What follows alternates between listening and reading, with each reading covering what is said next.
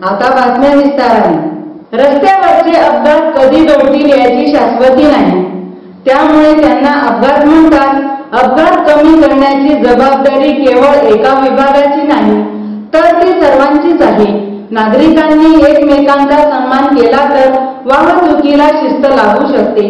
रस्ता सुरक्षा अभियान तुमच्या आमच्यासाठीच आहे, असे प्रतिपादन जिल्हाधिकारी दिलीप पांढरपट्टे यांनी महाराष्ट्र राज्य मार्ग परिवहन महामंडळ धुळे येथे केले।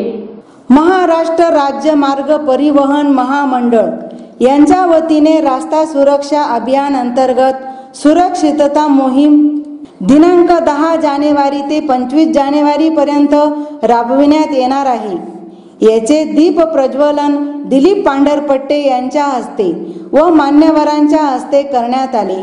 यावेळी जिल्हाधिकारी पांढरपट्टे यांनी परिवहन महामंडळ बाबत मनोगत व्यक्त केले की एसटीचा प्रवास सुखकारक आहे। मला एसटीचा प्रवास आवडतो। एसटी प्रवासात अपघातात मदत तात्काळ मिळते, असे यावेळी ते म्हणाले। यावेळी विभाग नियंत्रक राजेंद्र देवरे, तंत्र अभियंता किशोर सोमवंशी, सुरक्षा व दक्षता अधिकारी जितेंद्र क्षीरसागर, जिल्हा परिषद सीईओ ओम प्रकाश देशमुख, उपप्रादेशिक परिवहन अधिकारी सुधाकर मोरे, उपविभागीय पोलीस अधिकारी चंद्रकांत गवळी व एसटी महामंडळाचे अधिकारी व महिला पुरुष कर्मचारी उपस्थित होते। एसटी ही आपल्या सगळ्यांची जिव्हाळ्याची गोष्ट आहे। विशेषतः ग्रामीण भागात राहणाऱ्या माणसाला एसटी जी आहे, पहिली गाडीत आपण कशामध्ये बसतो ती एसटी असते। मी सुद्धा ग्रामीण भागात असल्यामुळे मला आठवतं की पहिली यंत्रचालित गाडी निघली होती, मी जिल्ह्यात बसलो तर ती एसटी बसलो।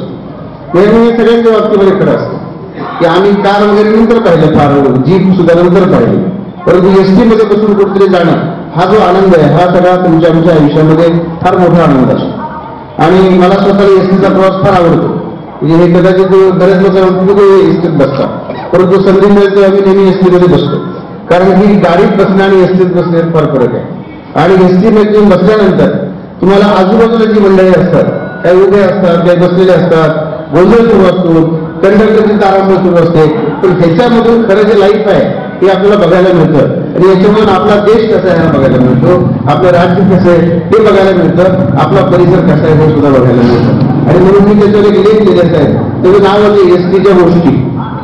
ते म्हणजे सगळ्या एसटीच्याच गोष्टी की एसटी मध्ये प्रवास करताना कसे मनोरंजक अनुभव आपल्याला येतात। आणि म्हणून मला स्वतःला आज सुद्धा मला जेव्हा संधी मिळते तेव्हा नक्की एसटीने प्रवास करतो। तेली समाजाच्या आराध्य दैवताच्या फलकावर शाई फेकल्याने अमळनेरात तणाव निर्माण झाला असून या घटनेचा सर्व स्तरातून निषेध व्यक्त करण्यात येत आहे। हा फलक अमळनेरातील श्री संताजी नगरात होता। कुठल्याही मागे फिरवणे हे कृत्य केल्याचा अंदाज आहे। घटनेच्या निषेधार्थ माजी महापौर भगवान करणकाळ यांच्या नेतृत्वाखाली धुळे जिल्हा तिळवण तेली समाजातर्फे जिल्हाधिकाऱ्यांना निवेदन देण्यात आले आहे। श्री संत संताजी जगनाडे महाराज हे तेली समाजाचे आराध्य दैवत आहे। अज्ञात माते फिरू नये। अमळनेर येथील श्री संताजी नगरामधील बोर्डावरील श्री संत संताजी जगनाडे महाराज यांच्या तैलचित्रावर शाई फेकून धार्मिक भावना दुखविण्याचा प्रकार केला। सदर बाब निदर्शनास आल्यानंतर काही काळ या ठिकाणी तणावाचे वातावरण होते। यावेळी तेली समाज बांधवांतर्फे संतप्त भावना व्यक्त करण्यात आल्या। या घटनेचा निषेध नोंदविण्यासाठी धुळे जिल्हा तिळवण तेली समाज जिल्हाध्यक्ष भगवान करणकाळ, सेक्रेटरी युवराज चौधरी यांच्या नेतृत्वाखाली आज जिल्हाधिकाऱ्यांना अशा समाज कंटकावर वचक बसविण्यासाठी कारवाई करण्याच्या मागणीचे निवेदन सादर करण्यात आले। निवेदनावर अध्यक्षा सौ सुमन महाले, महापौर सौ कल्पना महाले, माजी महापौर जयश्री अहिरराव, सौ शोभना बागुल, सौ रेखा थोरात, सौ मनीषा चौधरी, सचिव सौ विजया चौधरी, सौ रुपाली महाले, सौ भारती अहिरराव, नगरसेविका सौ कल्पना बोरसे, सौ कल्पना चौधरी, सौ विमल चौधरी, सौ ज्योती चौधरी, सौ गीता चौधरी, सौ आशा चौधरी आदींसह 100 जणांचा स्वाक्षऱ्या आहेत।